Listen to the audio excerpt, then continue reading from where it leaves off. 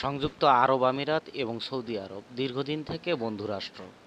দুটি দেশই একে অপরের বন্ধু।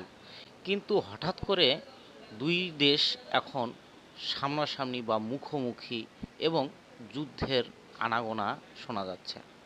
কিন্তু হঠাৎ করেই দুই দেশ একে অপরের বিরুদ্ধে চলে গেল কেন? এর কারণ হচ্ছে ইয়েমেনের একটি সশস্ত্র গোষ্ঠী, যার নাম হচ্ছে এসটিসি।